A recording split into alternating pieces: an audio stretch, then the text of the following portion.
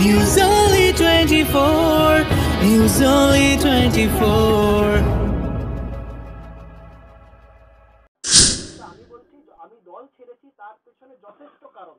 আচ্ছা, এই আর আমি যদি বেইমানি বা গদ্দারি করারই যদি আমার মানসিকতা থাকতো আমি দল অনেক আগে ছাড়তে পারতাম।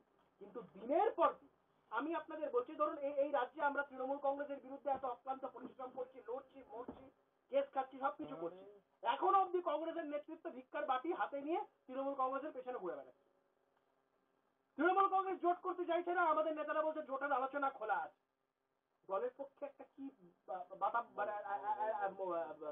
ভাব সৃষ্টি হবে, লোকের কাছে ভাবমূর্তি কি সৃষ্টি হচ্ছে দলে। কংগ্রেস দলের লোকেরা জোট করতে চাইছে, কেন্দ্রীয় নেতৃত্ব জোট করতে চাইছে, মমতা বন্দ্যোপাধ্যায় চাইছেন না, আর কংগ্রেস ভিখারির মতন হাতে বাটি নিয়ে ঘুরে বেড়াচ্ছে। এখানে তৃণমূল কংগ্রেসের বিরুদ্ধে কথা বলতে গেলে কেন্দ্রীয় নেতৃত্ব সেটাকে এন্ডোর্স করে না। আজকে বড় বড় কথা বলছেন যারা, এই সমস্ত জিনিস বলছেন, আজকে এই যে আমাকে এত কিছু ফেস করতে হলো, এত হিউমিলিয়েশন ফেস করতে হলো, আমি কিন্তু তখনও অফিসিয়াল স্পোক্স পারসন ছিলাম পশ্চিমবঙ্গ প্রদেশ কংগ্রেস। কই আমার সপক্ষে দাঁড়িয়ে তো অ্যাপার্ট ফ্রম পবন খেরা আর তো কেউ দাঁড়িয়ে তো কোনো সময় আমি তো দেখলাম না যে কোনো কেন্দ্রীয় নেতৃত্ব তৃণমূল কংগ্রেসের এই কাজটাকে তারা ডেপ্রিকেট করেছে। একটা লোকও করে। এই রাজ্যে তৃণমূল কংগ্রেসটাই অল ইন্ডিয়া কংগ্রেস কমিটির অ্যাকনলেজড ইউনিট। এখানে পশ্চিমবঙ্গ প্রদেশ কংগ্রেস বলে কিছু নেই। যেগুলো দেখছেন সেগুলো কিভাবে কাঠপুতুলের মতন সাজিয়ে রাখার কয়েকটা জিনিস আছে, যারা শুধুমাত্র নিজেদের স্বার্থে এই বিষয়গুলোকে এ করে যাচ্ছে। এত লড়াই, এত সংগ্রাম করার পর যদি এখন আমাদের নতুন করে পুকুর নদী বুঝতে হয়, তাহলে তো খুব দুঃখের বিষয়। কোনো ক্ষতি হলো না কংগ্রেস দলের, যে বড় একটা ক্ষতি, কংগ্রেস দলের যা ক্ষতি হওয়ার সে ক্ষতি হয়ে গেছে অলরেডি। যেই দল এক দেড় মাস বাদে ইলেকশনের বাকি, তার আগে যেই দল এখন যাত্রাপালায় নেমে যায়, কিচ্ছু করার নেই। আপনি কি বড় কোনো দলে যাচ্ছেন? কয়েকদিন আগে তোমার বাড়িতে শুভেন্দু অধিকারী আসার পর থেকে জল ধরা শুরু হয়েছে যে শুভেন্দু অধিকারী ইঙ্গিত দিয়েছিলেন দুজনকে এক মঞ্চে দেখা যেতে পারে। ইঙ্গিতের কোনো ব্যাপার নেই, আমি স্পষ্ট বলছি। আপনার শুভেন্দু অধিকারী শুনছেন তো? শুভেন্দু অধিকারীর সাথে ব্যক্তিগতভাবে আমার খুব ভালো সম্পর্ক, এবং বলেছি বিরোধী রাজনীতির মুখ। ইনফ্যাক্ট আপনি শুভেন্দু অধিকারীকে ধরছেন কেন? সুকান্ত মজুমদার কোন অংশে কম, যথেষ্ট ভালো নেতৃত্ব, তরুণ মুখ, অপেক্ষাকৃত।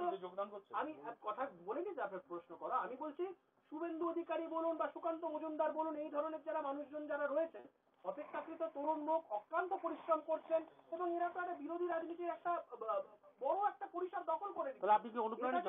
এটা যদি অস্বীকার কেউ করে, মূর্খের স্বর্গে বাস করবে।